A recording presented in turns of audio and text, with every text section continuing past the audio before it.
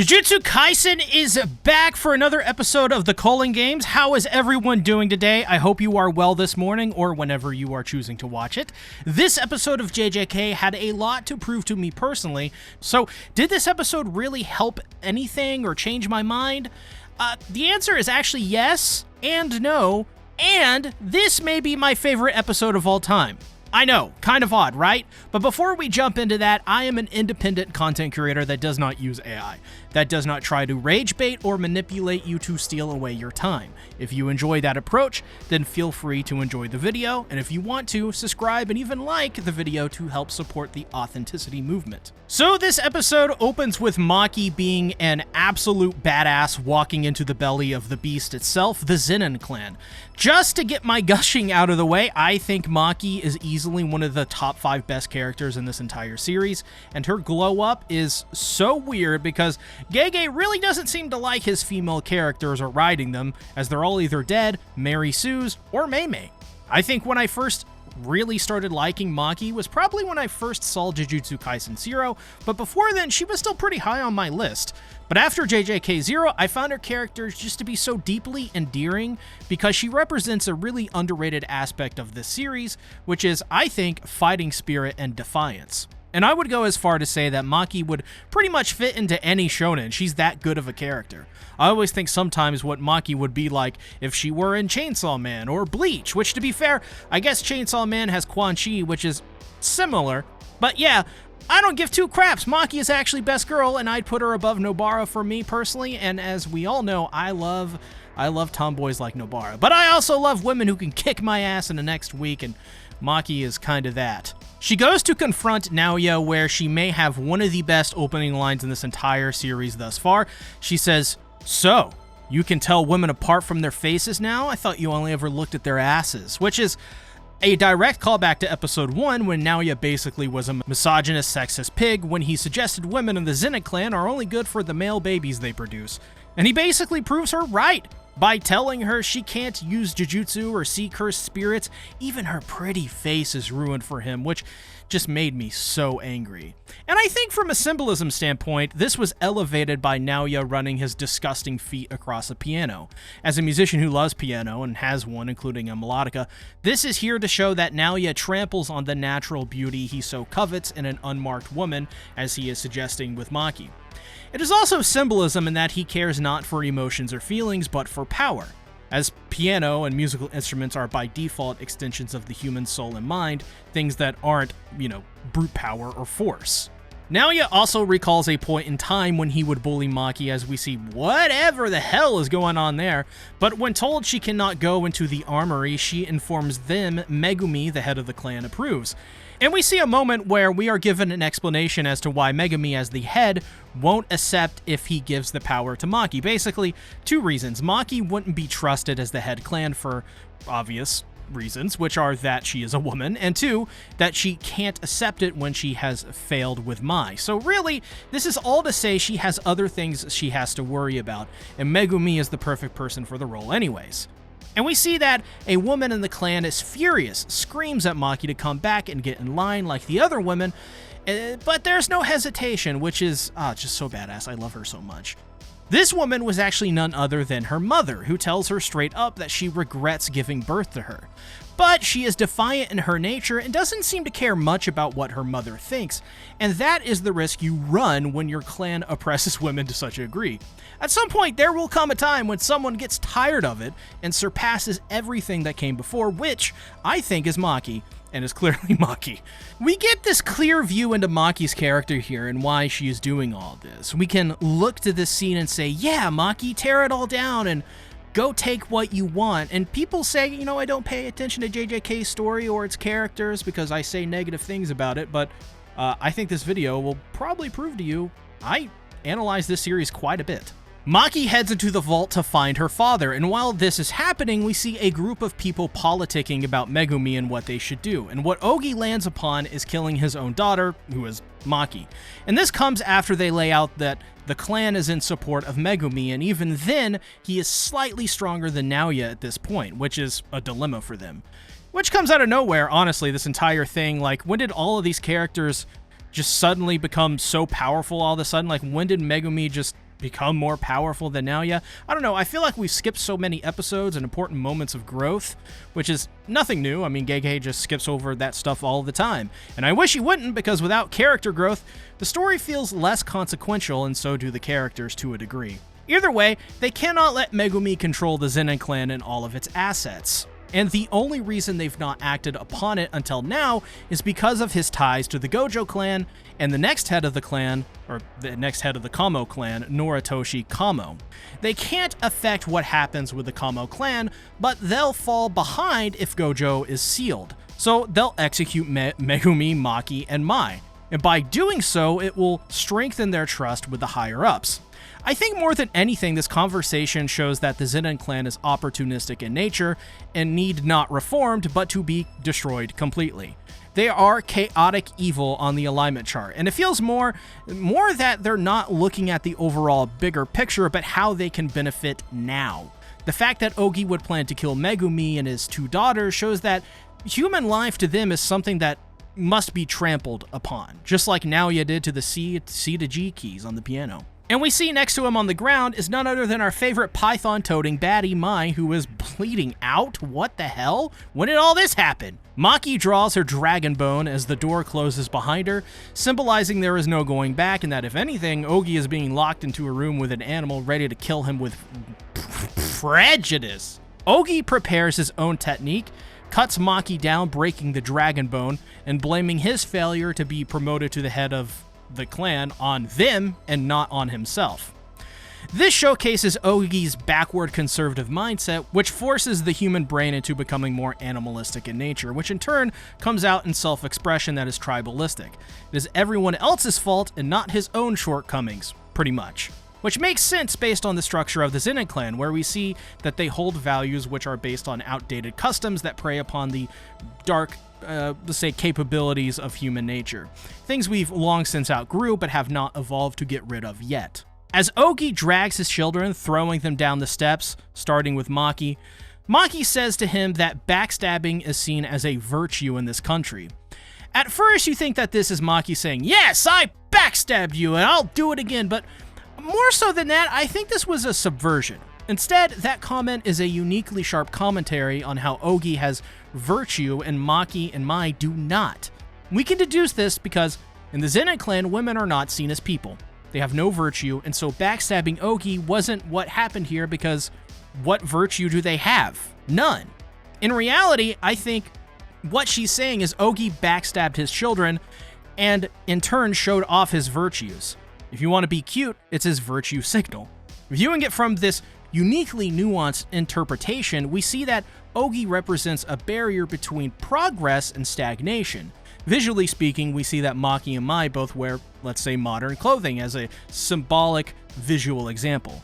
Basically, they have the same style with different touches, which is quite cute because it shows the similarities between the two sisters, but when you compare to the men of the Zenin clan, they are all wearing traditional Japanese fashion from centuries past, and the women who do so the same. While I imagine that is quite common in Japan relatively, the point I'm trying to make is that there is a visual distinction here that cannot be ignored. Maki and Mai are somewhat forward-thinking by wearing tighter clothing, and the men wear outdated garb, talking in outdated ways that more closely resemble that of the animal kingdom than that of humanity.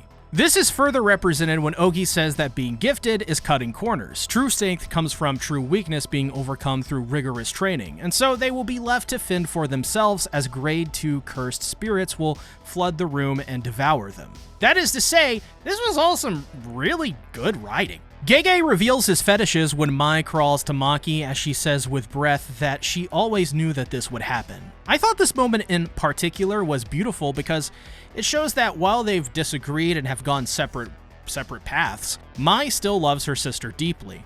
So deeply, in fact, they were about to kiss. But this is the Zenin clan, and this is also Gege, who very much seems to love we'll say his meme characters. So not surprising, I just like pointing it out because it's just funny. But we get another really good Evangelion reference of Mai waking up on a beach as we see her cut up face and that brutal eye scar. If I were to guess, this would possibly symbolize Maki's entire world being destroyed and being forced to rebuild from rock bottom, since Gege often uses Evangelion as a way to build upon his own story, which I love, by the way. I guarantee you he learned to do that from Fujimoto. But Mai explains that she basically is going to kill herself by creating something as she walks into the ocean. This is actually quite dark, as it is a reference to a form of suicide in Japan where people walk into the ocean to get swept away by the tides and eventually drown. She goes on to explain that in Jujutsu, twins are treated as the same person, and thus the concept of giving something to get something, which is the foundation of Jujutsu, is a bad omen for twins. She continues as she explains that for as long as Mai exists, Maki will forever be half-baked as a sorcerer. Because no matter what she does, Maki will never be treated like Mai because she has no technique. So Mai gives her something while taking her cursed energy as long as she makes one promise, which of course is to destroy the Zenin clan. The next part I wouldn't say brought me to tears though, because I have a major problem with it, but it still hit me like a truck, you know? I got very emotional.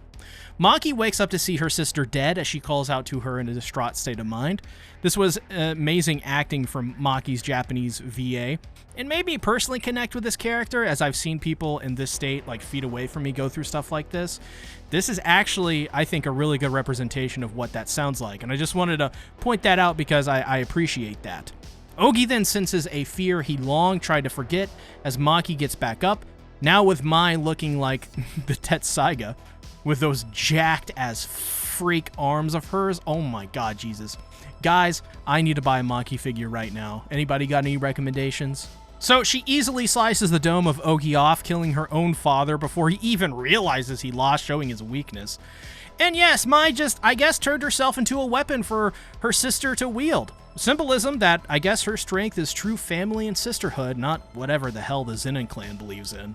Once again, very good writing. The bells ring as the Kukuru unit, who are the boys of the Zenin clan who possess no cursed techniques that are required to enlist. They are drilled relentlessly in martial arts every day. They all die as Maki utterly dominates these boys by cutting them into pieces in various ways. I love the touch of Mappa using desaturation, because it's really smart here. It shows that Maki is only focused on one thing, which is the killing and destruction of the Zenin clan, to the point that she has no feelings about it. This is why the only color is red, because the color of red is really what she is here for. These boys are nothing to her, and so she views them in cold black and white. And I love when she throws a weapon, killing a boy off screen, switching the color back on. I mean, this entire scene was great. Even Maki sliding on blood was another meme-worthy moment. But honestly, this was one of my favorite moments in the entire show, like, of all 3 seasons thus far.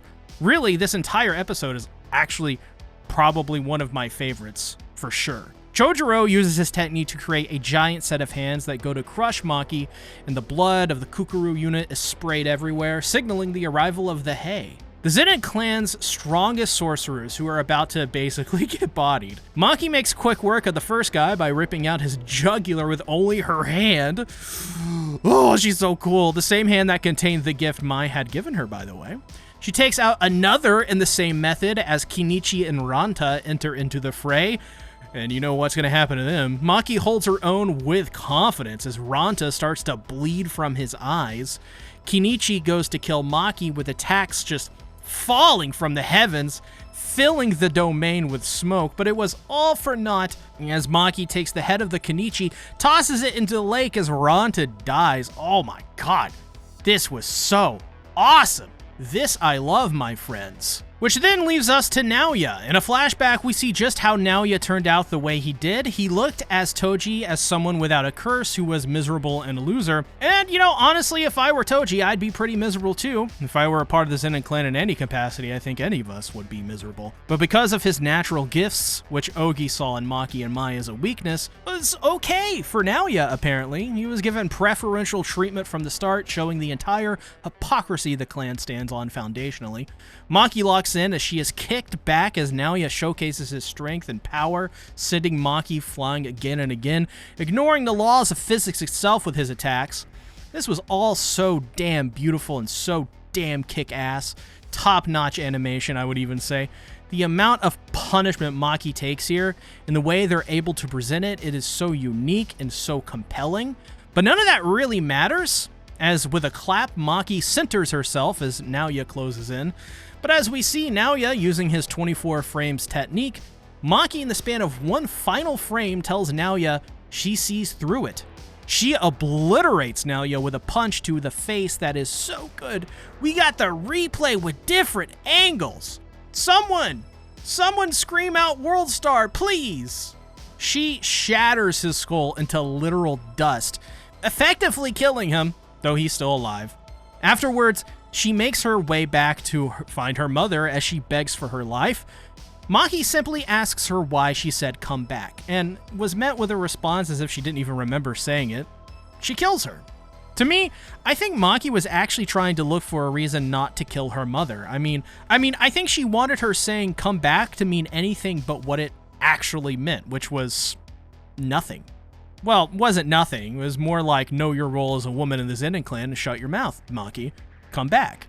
Turns out, though, Naoya is barely still alive, but not for long, as Maki and Mai's mother, in her final moment, puts a blade directly into the back of Naoya, likely something she always wanted to do. After all, she is a woman in the Zenin clan, and the best part is that a woman beat him and a mother killed him. She then leaves Mai's body with the witch girl, who I don't remember the name of, but do really like her design and silhouette.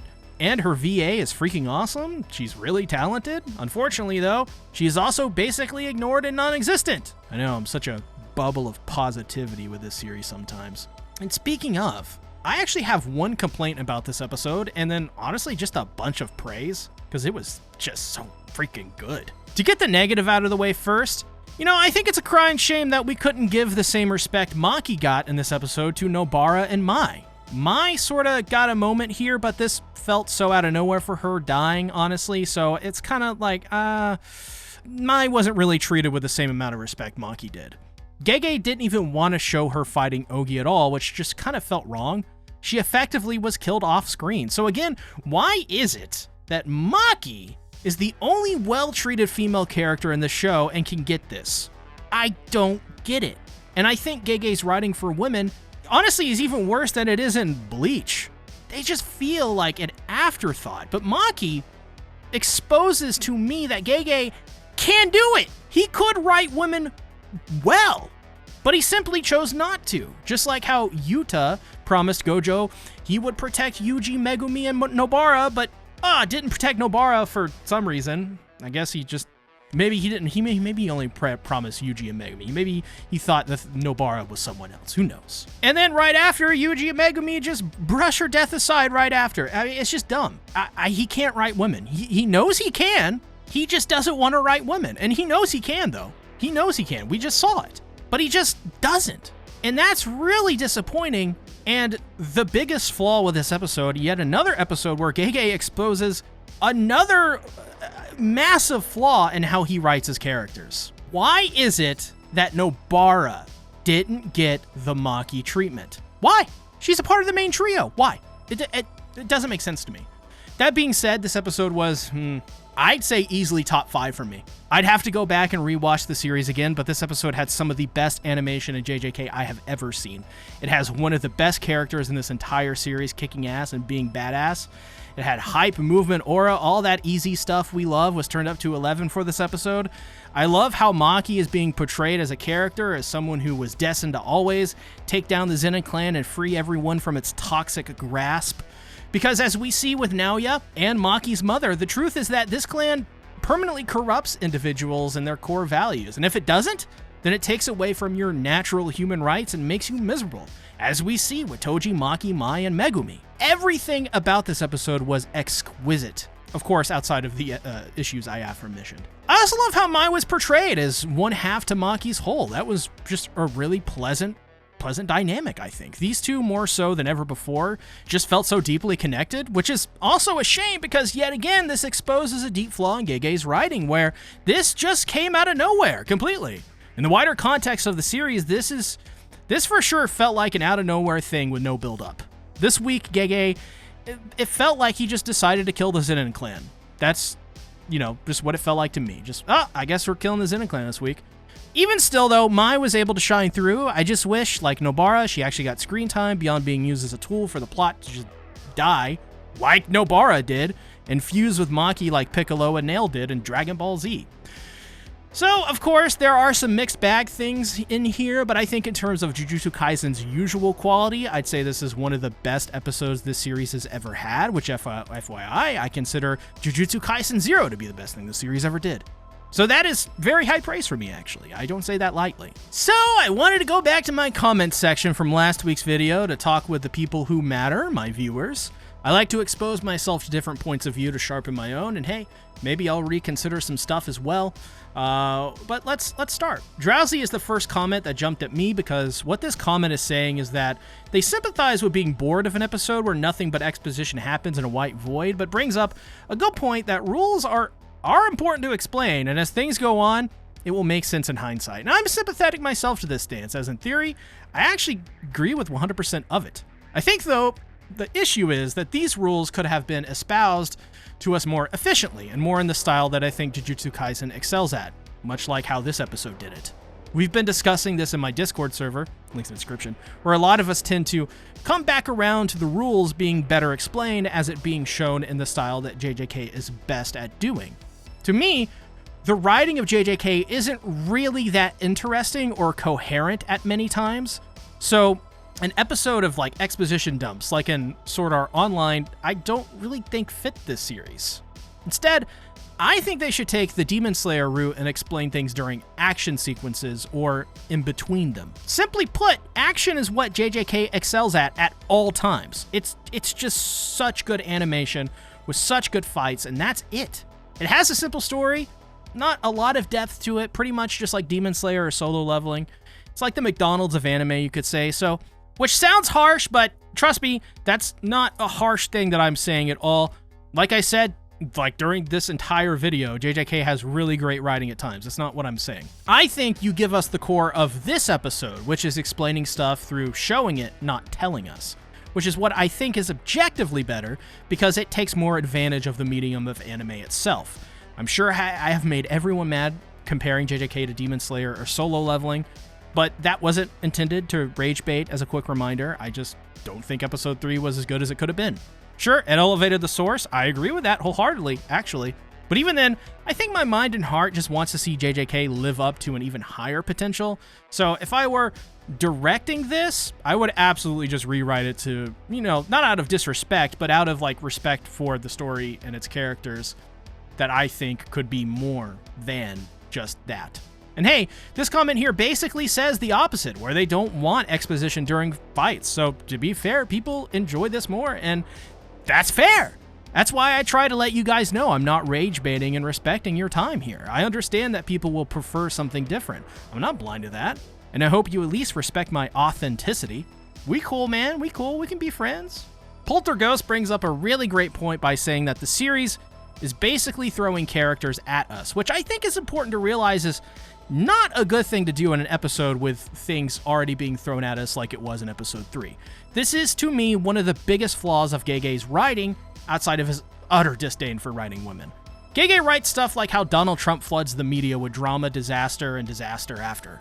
When Gege does this, it only ever feels like I'm being distracted from something else. Like he needs to get this out now because he is obligated to, which as we've seen people like, but I just don't think is a good way to inform your viewer. It's too much too soon, and when you overwhelm people, their eyes and their brains just, they kind of glaze over, Normal people who watch JJK casually will not understand or remember a thing in episode 3 besides the pretty angel lady, and that there is a really complicated calling game which has a lot of rules that are each multiple sentences long with trade-offs and takeaways and multiple vague meanings along with that. I'm not saying it's not smart writing, I'm not saying it's dumb writing, I'm saying it's just too much information. Which, if you don't believe me, this comment literally thanks me for explaining the episode because they were overloaded with information. They are not the only one, I'm telling you. I guarantee you. Which is why this episode has a pretty low rating, relatively, for JJK on review sites. I also disagree with this statement that the reason JJK is popular is because of its writing and great fights and combination. I just don't agree at all with this take. Popularity, to me, does not signify quality. Popularity signifies popularity. Nothing more. If we are going by that logic, then we must also say that all of the isekai slop anime that come out every season that tops the charts regularly in terms of many metrics like money it makes to be masterpieces, damn near works of art that surpass some of the greatest stories ever written. I don't miss why JJK is popular. I don't. I know this. There is actually a great video out there that is pretty hard to find. I couldn't find it. I hope someone does. But it was someone asking a bunch of normal people, just random, people, asked why they like JJK. And I kid you not, every person in that video mentions only the animation and fights and doesn't mention anything regarding characters or story. This is, of course, anecdotal, but it does at least prove that my statement is not entirely wrong or incorrect to assume. And also, by the way, I must say this on the contrary, I do watch anime for stories. I don't watch JJK just for fights. Now, I also realize JJK's main strength is not its story or its characters. That's a nuanced take. We can agree to disagree, but there are much too many plot holes in his writing for me to say that this is the reason people are really here for it. It doesn't mean I like it any less. I love JJK like my newborn at times, and I'm constantly defending the series. Believe me, you won't find a bigger defender than me. But I also don't ignore flaws outright just because of my adoration and love. I see lost potential in many aspects of the story, and that's where my disappointment comes from because I love JJK. I love it. I don't see the same terms of dip in quality as I see in fights or animation. And thus, I think for me, at the very least, JJK is better viewed as a highly entertaining display of animation and technique than it really ever could have been a story. Minus JJK 0, of course, and episodes like this here and there. I know I will get attacked for this in the comments, but I do hope, if even you hate me, that you at least appreciate I'm trying to be authentic and that I'm not just telling you what you want to hear and lying to you, but respectfully laying out my thoughts to have just a cool discussion and, be chill and be cool. I respect all the comments I just replied to, even if I disagreed with them. And I appreciate your viewership greatly, and I appreciate all your comments. Respect is given to you right now from me. Check out the next JJK video here. Be sure to also check out my Chainsaw Man videos and my Dotted On videos also on the screen. Make it a great day or not, the choice is yours.